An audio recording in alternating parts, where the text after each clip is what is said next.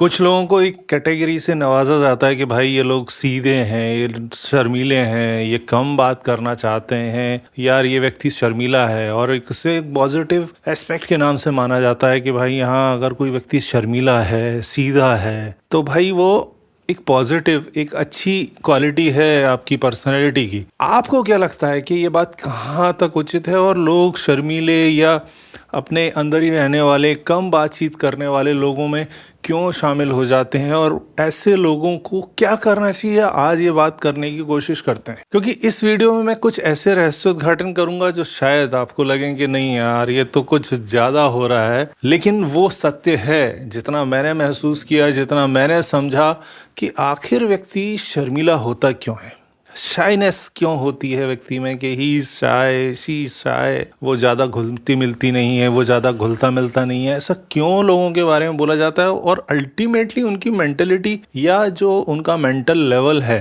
वो किस प्रकार का होता है, वो कैसे भिन्न होते हैं लोगों से। क्योंकि जो लोग उन्हें जानते हैं और जिन लोगों का उनके साथ कनेक्शन होता है, बातचीत करते हैं, जिनके साथ वो घुलते मिलते हैं लिमिटेड लोगों के साथ, उनसे आप बात करेंगे तो बड़ी तारीफ करेंगे, नहीं यार वो तो बड़ा बिंदास है, वो तो बड़ा खुला हुआ बोले हुए विचारों का व्यक्ति है, ऐसा नहीं है कि वो संकुचित मानसिकता वाला हो, तो वो लोग नॉर्मली होते हैं। लेकिन ये शाइनेस एक जो टैग दे देती है कि वो व्यक्ति अच्छा ही होगा। क्या आपको लगता है कि वो व्यक्ति अच्छा ही होता है? अगर आप थोड़ा सा ध्यान से देखेंगे ना, तो shyness maximum time, majority of time जो है वो बताती है कि आदमी थोड़ा सा ईगोइस्टिक है। जी हाँ, मुझे मालूम है कि ये कई लोगों को बहुत आपत्तिजनक लगेगा, लेकिन दैट इज द ट्रुथ कि भैया अहंकार रहता है उसमें, सटल वे का एक अहंकार होता है। अहंकार का मतलब यही नहीं होता जो कि दम्ब आदमी में है, ईगो उसमें है और बहुत ज्यादा अहंकार उसमें है तो वो लाउड होगा, वो चारों तरफ से ये नहीं दिखाएगा कि यार नहीं नहीं मैं ही हूँ, माई वे और हाईवे। इस तरीके की अप्रोच फिल्मों में अच्छी लगती है या फिर पोर्ट्रे करते हैं जब किसी करेक्टर को, तो अच्छी लगती है। अदरवाइज ईगो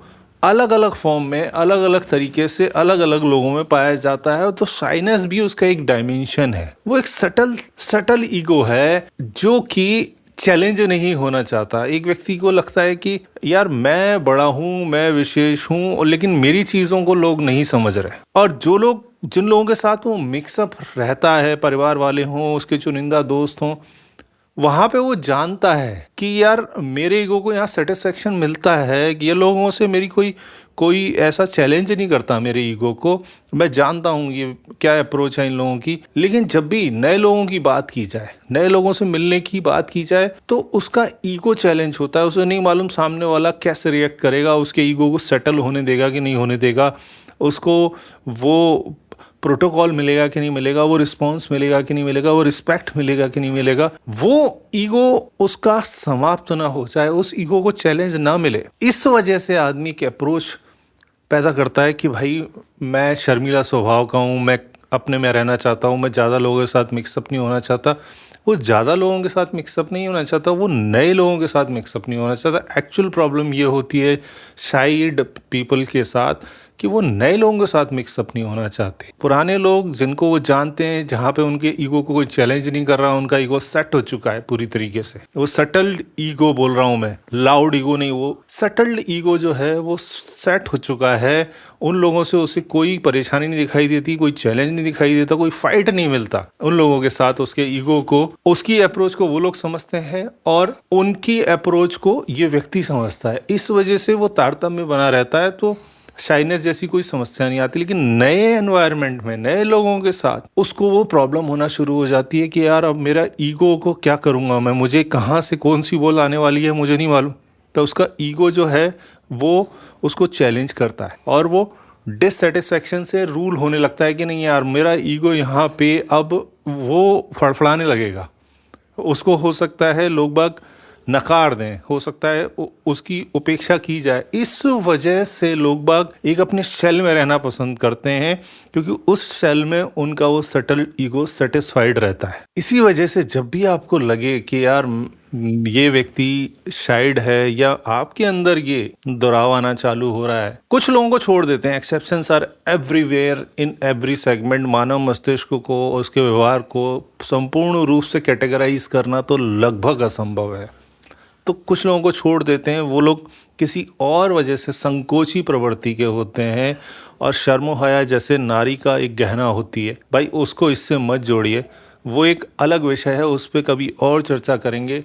लेकिन अगर कोई व्यक्ति कैटेगरिकली शाइड अवे रहता है चीज़ों से, अपने खोपची में रहना पसंद करता है, तो समझ लीजिए प्रॉब्लम आना शुरू हो गई है। आपका ईगो जो है वो बड़ा होता जा रहा है, और ईगो एक बार आप पे हावी हुआ या आपके ऊपर उसने जगह बना ली आपके मस्तिष्क में, वो भाई साहब आपके जीवन की चुनौतियों को बड़ा करता जाएगा और आपके रिश्तों को छोटा करता जाएगा। ये ईगो की एक प्रॉब्लम होती है। ईगोइज्म अप्रोच, ईगोइस्टिक अप्रोच आपको इतना अकेला कर देगी, नितांत अकेला, क्योंकि आप अपने रूल बनाते हैं और अपने रूलों पे चलने वाले लोगों को ही पसंद करते हैं, और बहुत सारे विषमताएं आप खड़ी कर देते हैं लोगों के सामने। आप लोगों को सुनना बंद कर देते हैं, लोगों को समझना बंद कर देते हैं, लोगों में इंटरेस्ट लेना बंद कर देते हैं, चाहते हैं कि इस दुनिया आप में इंटरेस्ट ले।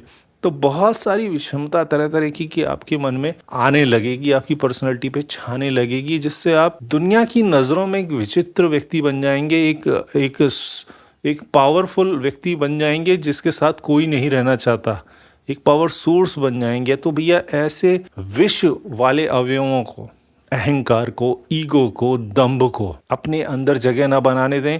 आपको जब भी एकांतवास, एकाकीपन या शर्म हया आपको लगे लोगों से मिलने के लिए, तो आप उसका आकलन करें, समझे मुझे ऐसा क्यों लग रहा है। और बिना मन के भी बैठे लोगों के साथ अकेला रहना, जब आप चिंतन कर रहे हैं, मनन कर रहे हैं, आप किसी प्रकार के योगा में हैं, किसी प्रकार के ध्यान मुद्रा में, तो बात समझ में आती है। निरर्थक एकाकी हो जाना, अपने आप को एक खोपचे में, एक शेल में कैद कर लेना, आपको बहुत परेशान कर सकता है। जीवन के आने वाले समय में आपकी ऐसी पर्सनैलिटी निर्मित कर सकता है जहाँ पे आप नितांत अकेले हो जाएंगे।